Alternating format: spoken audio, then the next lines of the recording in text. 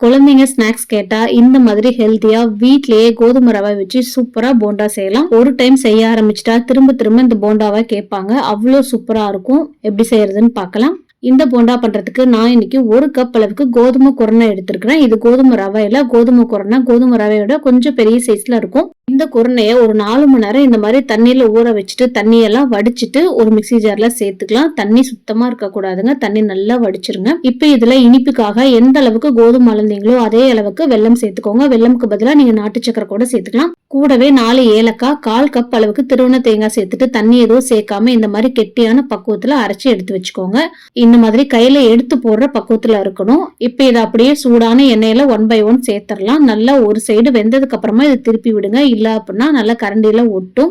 1 நிமிஷத்துல இருந்து 3 நிமிஷத்துக்குள்ள நல்லா வெந்துரும். இந்த அளவுக்கு நல்லா கோல்டன் கலர்ல வந்ததும் எடுத்துருங்க. ரொம்ப முருக விட வேணாம். லைட் கோல்டன் கலர்ல வந்தோடனே எடுத்துட்டீங்க அப்படின்னா நல்லா சாஃப்டா இருக்கும். பஞ்சு மாதிரி அடுத்த நாள் கூட வச்சு சாப்பிடலாம். டிஃபரெண்டா ஹெல்தியா ஏதாவது குழந்தைங்களுக்கு கொடுக்கணும் அப்படின்னா இந்த கோதுமை போண்டாவை செஞ்சு கொடுத்து பாருங்க. அவ்வளவு சூப்பரா இருக்கும். ட்ரை பண்ணி பாருங்க.